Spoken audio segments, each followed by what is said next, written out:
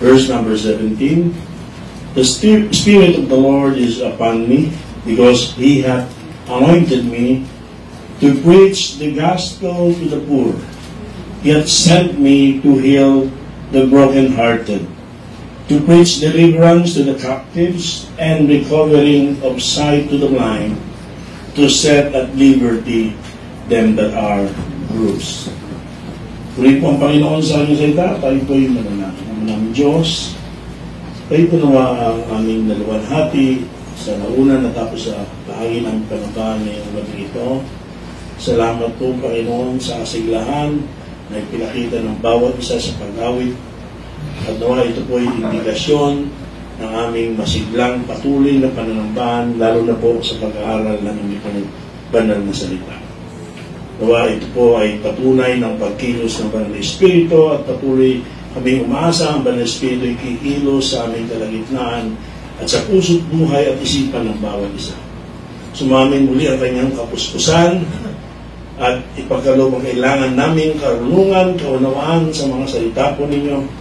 Isa rin pong pinagtitiwalaan namin patuloy na magbibigay tagumpay sa amin sa anumang hadlang ng kalaban.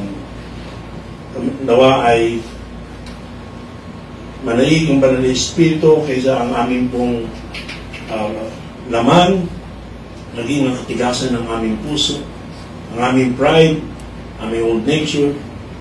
At nawa ay kami po ay maging humble before your presence at magkaroon po, Panginoon, ng submissive spirit. But only willing to accept your message, but most especially with the help of the Holy Spirit, ay always ready na isang katuparan ng mga salita ko niya. Naway sagutin ng inyong salita anumang katanungan ng aming puso at bigyan kami ng kaaliwan sa anumang kalumbayan meron kami, gabay sa anumang direksyon na dapat naming tahakin. At ang salita po ninyo ay patuloy na magbigay ng revival sa mga nasa panlalamig at magbigay ng kaaliwan sa mga nalulumbay. Thank you for the blessing that we received sa early portion of our worship service tonight. And not only ngayong gabi, kundi sa buong maghapon. Umaasa kami patuloy sa blessing na nagagaling sa iyong salita. At dumadalangin na kami po ay patuloy na gamitin yung pagpapala sa iglesia. Higit sa lahat, sa inyong pong harapan. Ang lahat po ito ay aming pinagkakatiwalang lubos muli sa ngalan po ng aming Panginoon at tagapagligtas na si Kristo Jesus. Amen. Amen.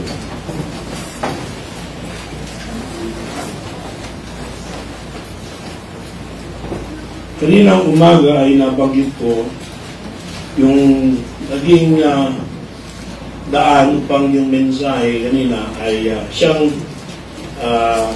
nilagay ng Banal na Espiritu para yung ngayon pangaral kanina. At ito yung aklat na yun na aking binabasa, The Ministry of Marriage. So pagkat yung aming tinitake up na masteral class ay sa Biblical Counseling. At dito ay isa sa kanyang ginamit na ilustrasyon ng iba't ibang klase at kalagayan ng marriage ay itong tekstong ito. And that reminded me that merong tayong mensahe na nakahanda patungkol dito na hindi ko pa na ipapangaral sa church. Pagkat yung mensahe na yun ay pang-pastor talaga. Magandang po nga po yung Jesus Christ, the perfect preacher. So, pinost ko rin sa Facebook yan, at even Pastor Edwin ay nag-comment na it's a good outline. And yet, dahil dito sa aklat na doon, nakita ko na hindi lang pang pastor itong talata nito. Dito pinapakita yung ministeryo ng ating Panginoong Jesucristo. Mga pangunahing dahilan ng pagparito niya sa lupa, pagkakataong tao, liban sa kanya pong ministeryo na mamatay sa krus ng Kalbaryo upang tayo po ay tubusin at iligtas sa ating pagkakasala. Si Jesus Christ is the one who knows about our needs. Alam niya, hindi lamang yung ating pangailangan, kundi yung tunay nating pangangailangan. Nakakalungkot po yung posibilidad na may mga bagay, akala natin, yun ang pangangailangan natin, pero hindi naman. Hindi yun ang pangunahin at tunay nating pangangailangan. The good thing is, alam ng Panginoon, hindi lang yung pangangailangan, kundi tunay na pangangailangan ng bawat isa. Pero liban pa ron, hindi lang alam ng Panginoon kung paano tutugunin yung mga pangangailangan na yun, kundi ang Panginoon ay merong kakayanan na tugunan yung ating mga tunay na pangangailangan. Amen po ba? Alam niya at may kakayanan siya. At dagdag pa dyan ay handa siyang tugunin ang mga pangangailangan natin. Dito po sa talatang ito ay pinakita sa atin yung ministries ng ating Panginoong Kristo na kung makita natin sa Biblia, lahat ng ito ay nagampanan niya. Ang tanong ngayon ay, ito ba para lang doon sa mga tao sa kapanahunan na siya napalito sa lupa? Hanggang sa kanila lang ba ang mga ministries, blessings na to? At tayo ay wala ng pakinhabang doon? Makita po natin na maaaring hindi aktwal na katulad ng ginawa ng Panginoon sa kanila ang kalooban ng Diyos na gawin sa atin. Na maaaring hindi kasing literal, pero in the spirit, spiritually speaking, ay nandudun pa rin ang pagmiministeryo ng Panginoon sa bawat isa. Una dito sa listahan, yung kanyang pagmiministeryo sa mga mahihirap. Jesus ministers riches to the beggars. So the title of the message, first of all, is yung the ministries of Jesus.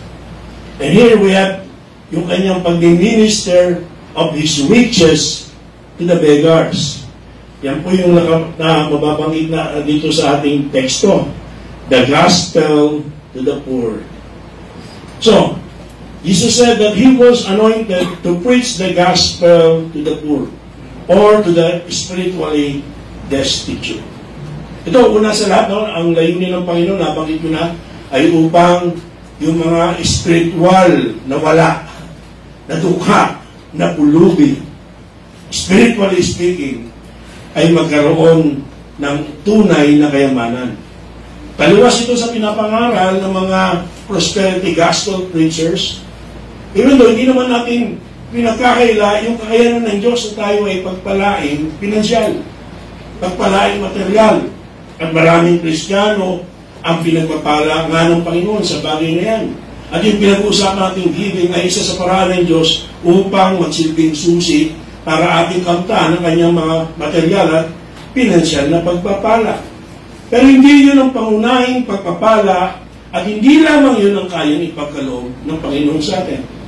Kung pera lang ang kayang ipagkaloob ng Panginoon ng pagpapala, anong pinagkaiba niya sa ibang tao? May mga ibang tao na kayang gawin yun. At higit sa lahat, hindi siya naiiba kay Satanas sapagkat si Satanas ay may kapasidad na ipagkaloob din. In fact, sa magitan noon ay marami siyang nadadayang tao. Inaakala na pera ang kanilang pangunahin at tunay na kailangan. At dahil nga sabi ng Bible, the love of money is the root of all evil. At marami nahulog sa silo nito. At marami ang napahamak. May mga pastor at ministro na sila rin ay napaliwala at nasira ang gawain at pati ang kanilang ministeryo na apektuhan ng lahat. So, this is not primarily has something to do with, let me just reiterate, kaya ng Panginoon magpala ng pinansyal at material na pagpapala. Pero ang tunay na pagpapala ay yung spiritual. Amen? Una rito nga yung kaligtasan.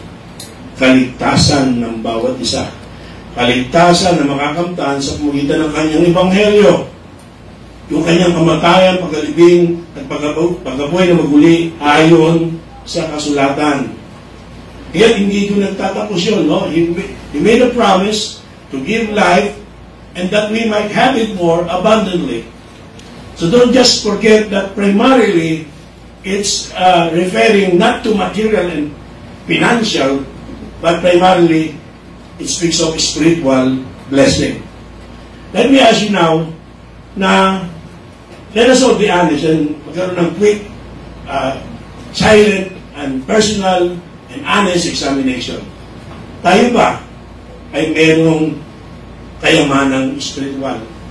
Mayaman ba tayo spiritually? May progreso ba tayo spiritually? Yan ang importanteng tanong. At yan ang mahalagang dapat na masagot. Isa sa pangunahing kailangan natin yan. At yan naman ay kayang ipagkaloob ng Panginoon at ng hindi at walang sino man. Tanging Panginoon ang makapagbibigay sa atin ng yamang spiritual. Nakikinig po. So He came and ministered riches to the beggars, and He's still doing that. Are you enjoying the Lord's ministry of riches, giving riches to us spiritually? Tayo ba'y umuunlad spiritual?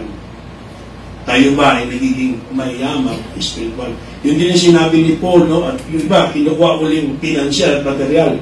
He became poor that we might become rich. And that riches is not primarily material but spiritual. In fact, dito po sa Ephesians chapter number 1, samahan niyo po ako. Di ba ito yung pinagpasalamat ni Apostol Pablo sa pagpapala ng Panginoon. In verse number 3, Blessed be the God and Father of our Lord Jesus Christ, chapter number 1, verse 3, who hath blessed us with all what? Spiritual blessings in heavenly places in Christ. So, ang linaw-linaw, sabi ng Bible, kung ano yung kayamanan. In fact, hindi magiging contradiction, sinabi ng Panginoon, huwag kayong, ang inyong tinitipong kayamanan ay hindi lamang sa lupa, kung saan ay ninanakaw na magnanakaw at kinakalawang at kinakain ng tanga. At tumilang ang kayamanan mo ay parang tanga. Kundi ang pagtitipon natin ng kayamanan ay doon sa langit. Amen. Are you rich spiritually? Na-enjoy mo ba? Na-receive mo na ba yung pag-minister ni Christ of giving us spiritual blessings, giving us spiritual riches, na hindi na tayo spiritually beggars and spiritually paupers bilang anak ng Diyos. Ang Diyos ang kanyang kaharian sa langit. Ituturing ba natin tayo ay mayaman sa langit? Dito sa aklat ni Apostol Pedro, sa 1 Peter chapter number 1, katulad din ng kanyang binabanggit na yaman at manang kaloob ng Panginoon sa atin, to an inheritance incorruptible and undefiled, and that fadeth not away, reserved in heaven for you. So, he's talking about yung incorruptible.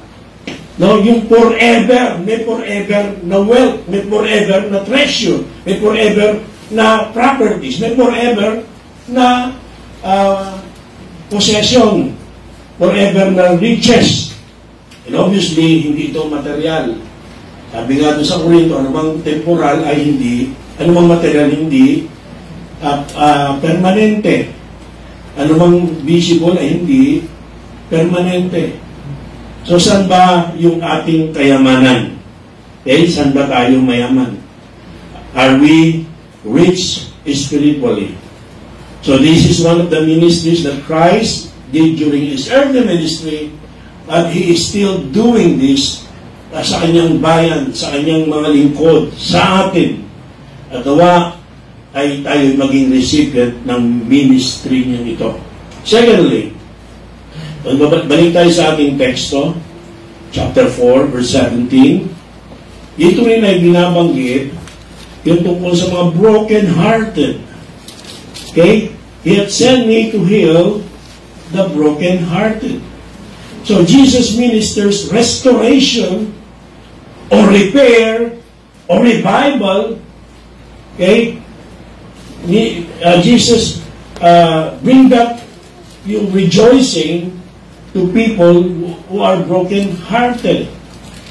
Maraming mga bagay na nagbibigay sa atin ng kabiguan. Nagkukos ng ating pagkakaroon ng broken-hearted. Normally, nasa isip lang natin, nabasted yun.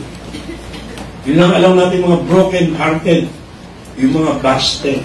O kasama na rin yan. Pero hindi lang doon yung di ba, yung tayo ay nasasaktan sa ating puso. Yung tayo ay nakakaramdam that we are crushed. Tayo ay may pusong wasak. Siya ang makapag-aayos ng ating pusong sugatan. Narinig po ba kayo? May mga shattered lives. Kung meron dito, merong shattered lives pa. Okay? Merong broken heart due to problems in the family, in relationship.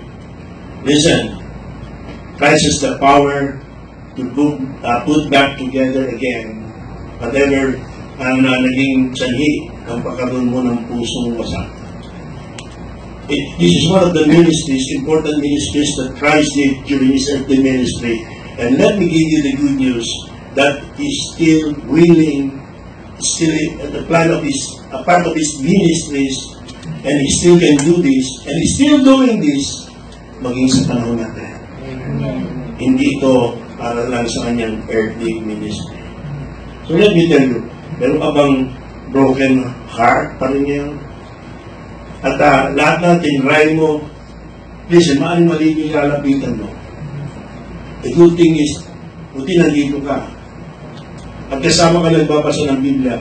At nabasa mo, hindi ko sinasabi, binasa lang natin, ang Panginoon, isa sa nais niyang gawin sa atin, is to restore and repair our broken heart. So Jesus ministers riches to those who are spiritually beggars. Jesus ministers restoration to those who are broken-hearted. And yet, hindi pa tapos doon. May binanggit pa rito, yung deliverance to the captives. Sa libro na binabanggit ko, dati ito apply niya sa marriage. Merong poor marriage, nag-review kasi may exam dito eh. May poor marriage, saan yung marriage din ay yung merong helplessness, kulang sa pagmamahal, okay? Kulang sa attention, okay? Tapos nandito rin yung binabagin ng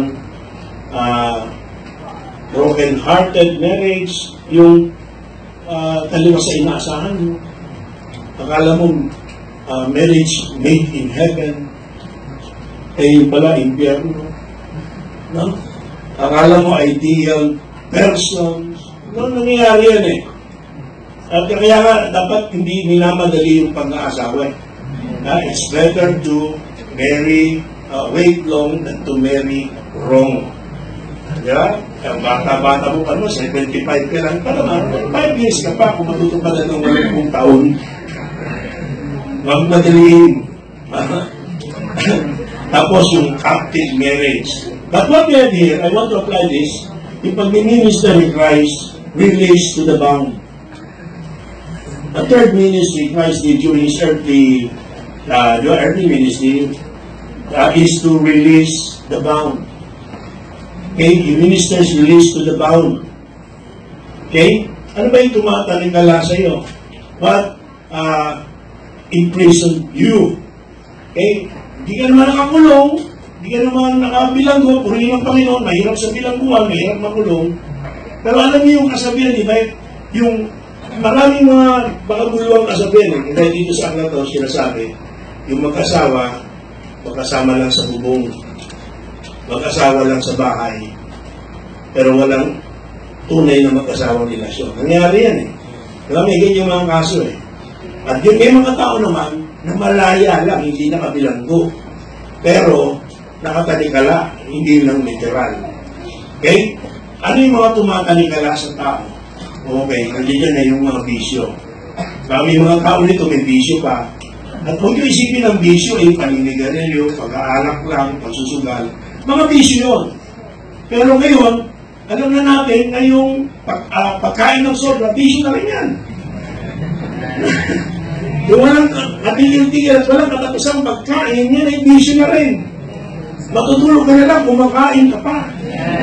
Ang matindi, tulog ka na, bumumuya ka pa. Ano ka ba ka? Madisyo ang pagkain. Hindi masamang kumain, pero meron dapat limitasyon din. Amen? Ayaw mo ng gulay. Pero pag matanda ka, kakainin mo kahit mapait na gulay. Okay. Pero, sige, pagbigyan natin, matakaw naman talaga eh. Yung cellphone, gising na rin niya. Nasa church ka, cellphone ka ng cellphone. Kung kari, naghahanap ng verse of Bible. At kung kari, nagsusulat doon sa ano. One of these days, maraming mawawala sa church. Bakit? Kasi gagawin natin, lahat ng cellphone, isusurrender muna. I-sanctify yung cellphone na yan. Kasi kaya pala cell, ang tawag yan. Diba yung cell bilangguan eh. Yan, marami bilanggo ng cellphone. Hindi masama yung cellphone, nagagamit ang ganito eh. Nagagawang litrato kapag niminis ka. Pero, kumakain na, cellphone pa rin. Natutulog na, naku, delikado pa naman. Nakasal ng pa dyan, pag-ising tutong na. Naka-charge. Adik sa cellphone. So, merong pagkabilanggo sa cellphone. Pagkabilanggo sa telebisyon. Diba? Pagkabilanggo sa mga artista. Ha? Mga Koreano. Si Ryan Bag. Meron pa pinagay sa mga Koreano. Nagtitilian. Hindi naman sila pinapansin. At pinakita mo, ano bang ginagawa na dumating? Sayo-sayo, ganun-ganun lang naman. Buang. Mga nakatalikala, kasi nakita niya yung kaklase niya gano'n, kaibigan niya gano'n. Gusto niya, Indian siya, kaya siya gano'n din. Kaya hindi niya talaga gusto. Singit lang naman. So, may mga bilanggo sa artista. May mga bilanggo ng trabaho. Wala nang inatupag kundi trabaho. Pag-iarap ng Panginoon, trabaho. Nasa Diyos ang nasa isip, trabaho. Napakarami. Hindi naintindihan na sila ay nakatalikala. Akala nila, hindi sila nakatalikala. Hindi. Nawa itong mga tulong maliwanagan tayo. Anumang bagay na nakakaadlang sa ating normal na buhay. Anumang bagay na nakakapekto sa ating normal na relasyon. At anumang bagay na nakakapekto sa ating maayos na paglilingkod sa Panginoon. Nakakaako na yung devotion. Nakakalis ng iyong atensyon sa bagay ng Panginoon. Amen. Yan ay isang klase ng talikala. Amen. Yan ay isang klase ng pagkabilanggo. At nangangailangan ka ng kalayaan. At hindi mo mapapalaya ang sarili mo. Hindi mo mapapalaya ang sarili mo. Alam niyo, maganda yung biblical counseling. Kasi counselor talaga yung teacher namin dito. At meron siyang libro, kapag sa secular counselor ka, o psychiatrist, psychologist ka, titingnan lang yung libro, babayaran ng malaki talaga. Bibigyan ka ng gamot, puro gamot. Pero hindi nasusolusyonan na ba yung talagang problema. And most of the time, emotional yung problema. Alam mo kaya ang Kristiyano hindi dapat nagsusuicide. No? Not only the Bible made it clear that it did not give us the spirit of fear, but of sound mind. And you know what? Walang problema na hindi ang Panginoon nag-alok at hindi ang Panginoon tumanggi na tayo ay tulungan at bigyan lunas ito. Pero minsan tayo ay natatalikala ng ating binuhong sariling mundo na tayo ng pinakakawawang tao na hindi natin kailangan ng iba. At aabot yan sa puntong magkakaroon ka ng depresyon at gagawa ka ng mas malaking problema sa problemang pinataglan mo. Bago pa lumala ang lahat, bakit hindi mo hayaang kalagan ka ng Panginoon? At ang Panginoon, isa yan sa kanyang misyon. Nakita natin yung mga tao sa Bible na hindi lang literal na pinagaling. Mga taong literal na binago ang buhay. Mga dating alipin ng kasalanan. Mga dating mga pariwara ang buhay. Pero nagawa ng Panginoon na sila ay palayain at magkaroon na nakalulog sa Diyos na buhay. at naging tapat pa sa paglilingkod sa Panginoon. Si Apostol Pablo, isang halimbawa yun. Isang mamusong, diba, mapagbusit sa iglesia. Salamat sa Panginoon na siya inaring tapat at ilagay siya sa ministeryo. At makita natin that despite of the fact that he honestly and humbly admitted that he's the chief of all sinners, that God's grace was extended to him. And that's enough para siya ay magkaroon ng katapatan sa Diyos. Nakakahadlang ang anumang tumatanikala. Minsan yung relasyon, minsan yung barkada. Nakikinig. Make it sure na ikaw ay hindi nakukulong na bibilang mo ng mga bagay na ito. And yet, kung sa kasalukuyan, meron sa iyong tumatanikala at bumibilang mo, nawa ngayong gabi ay nakatulong ang mensahe nito at gabayan ka ng Espiritu Santo na ilapit mo yan sa Panginoon. Isumo mo yan. Isumo mo yung masama mong ugali. Isumo mo yung pride. Isumo mo yung katamaran. Isuko yung kawalan at tapatan. Isuko maging yung hypocrisy. Isuko ano pa mang immoralidad, kalibugan, ano pa mang kasamaan. Huwag natin hayaan patuloy tayong mapanikalaan ng mga bagay nito. Jesus ministers released to the bound during his earthly ministry. At patuloy na handa niyang gawin yan. At magpaministeryo nawa tayo sa Panginoon ngayong gabi. Jesus ministers riches to the beggars. He ministers restoration to the broken-hearted. Nandiyan ba? Amen. He ministers release to the bound. And take note this, dito po sa verse na ating teksto, dito recovering of the sight to the blind. So Jesus ministers revelation to the blind. Aside from literal na mga blind na binigyang paningin muli ng Panginoon, ginamot at nagkaroon muli ng paningin. Eh ang Panginoon ay nagpahayag ng mga bagay na hindi naintindihan ng tao noong una. At siya ay binulag ng Diyos ng sanglibutan ito, pero sa tulong ng Panginoon, nakita nila ang liwanag ng aral ng Diyos, ng kalooban ng Diyos, ang kaliwanagan sa pagitan ng aking Panginoon Kristo na siyang ilaw ng sanglibutan. Listen, nakakakita tayo malinaw sa ating pisikal na mata. Pero tayo ba ay mayroong malinaw na paningin?